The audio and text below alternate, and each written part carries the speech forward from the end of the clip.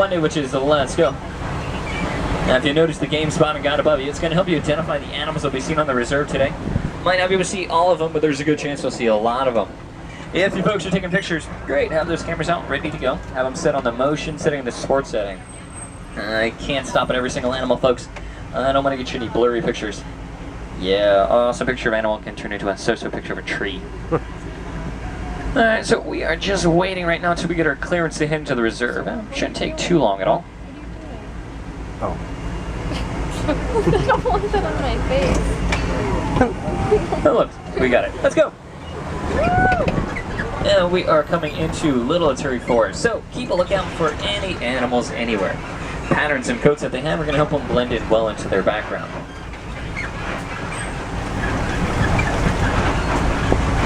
Alright. First animal I can see is off to the right. It is a little difficult to see back there. That is an okapi. They're shy and reclusive. They weren't discovered by the Western world until 1901. Up to the left, rose-colored animals up there are bongos, sometimes called ghosts of the forest, because they can disappear into the backbrush quickly and quietly. Large Danish animals up to the left are greater kudu, one of the second tallest antelope. Males can weigh about 750 pounds, females are a little less. Is there a female greater kudu up here? Because they don't have any horns.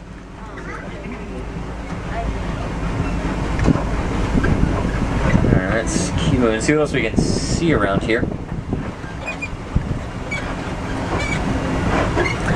We are coming up to a watering hole here. Now, watering holes are a great gathering place for animals. Keep a lookout for anything at all that might be coming down to get a drink. Oh, look, a rhino.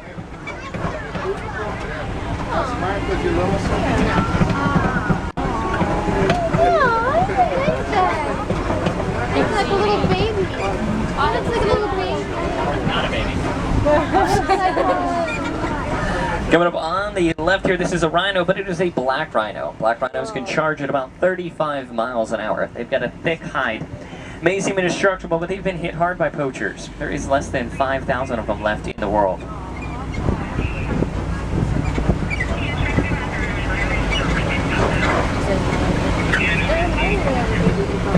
Now, let's keep moving, see what else we can see around here. Okay, I can see something coming up ahead here to the left. It's a large black and white bird that's sitting down right there. That is a saddle-billed stork. They stand about 5 feet tall with a wingspan of about 8 to 9 feet. Pelicans. They like to live in groups and colonies, as you can see. They got about an 8-foot wingspan.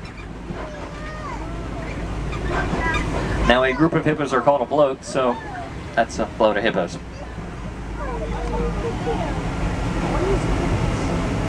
Now, crocodiles can grow 18 to 20 feet long with a jaw strength of more than 2,000 pounds per square inch. Yeah, it's gonna help them break the bones of their prey. They are large enough to be able to take down zebra or wildebeest. These grasslands will spread for hundreds of miles across eastern Africa and will act like a super highway for the animals. Also home to some of the more popular ones like African elephants and lions. That's the wild Africa that we all work together in order to conserve and protect.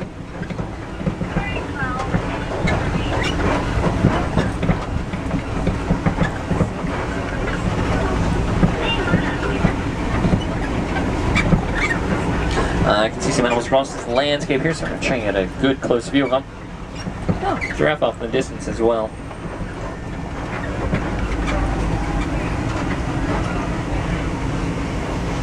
Between them is the pattern that they have and the build that they have. Not all giraffes are the same height. So this first giraffe coming up on the left, this is a reticulated giraffe. It has a light round edge pattern. It's its name from the Latin term reticulato, translates to net, for that net-like pattern that it has.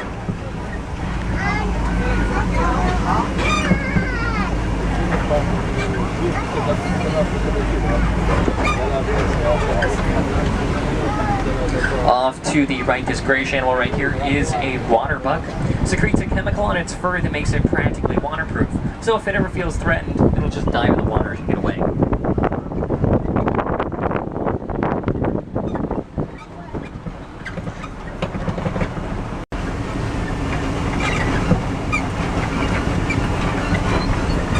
Alright, I can see some over to the left, kind of on that termite mounds right there.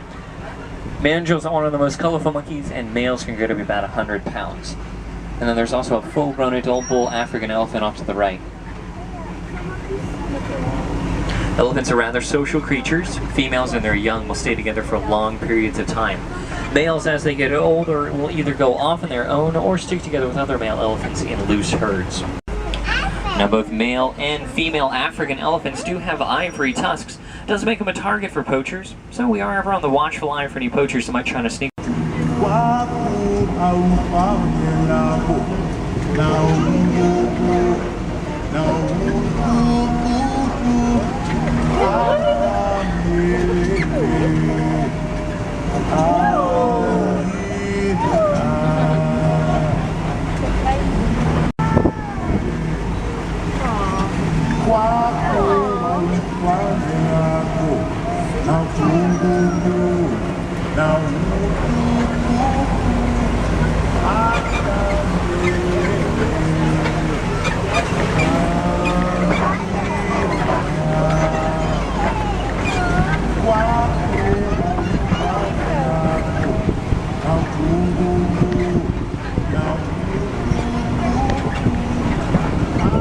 They're still being heavily poached for those horns that are highly valued on the black market.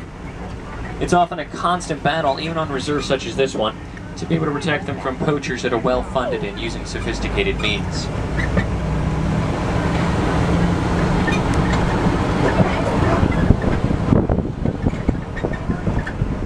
Give you an idea of their size, a full-grown adult white rhino can get up to about 5,000 pounds. It's 18 to 20 hours a day. And the female lionesses will do the hunting for the pride. Pack hunters love to work together in order to take down that prey, while the male lion will stay back to protect the cubs.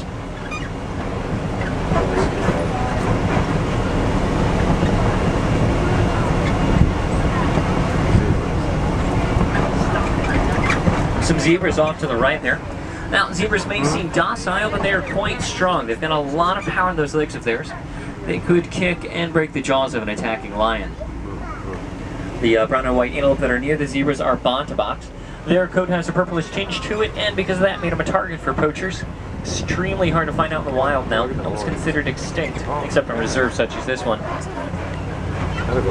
Still got a good view of the male lion laying down up there, but also there's a female lioness even higher up.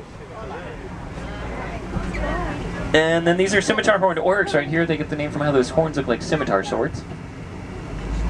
Great view. Eggs right down here to the left. One of these eggs will weigh about 3 to 4 pounds. Ostriches do have wings, but of course they are one of the largest flightless birds. If they ever need to, they can use the powerful legs to help them run about 40 miles an hour. They also need wide, vast amounts of land. So we're hoping with these reintroduction efforts, to give the land back to the animals where they once roamed.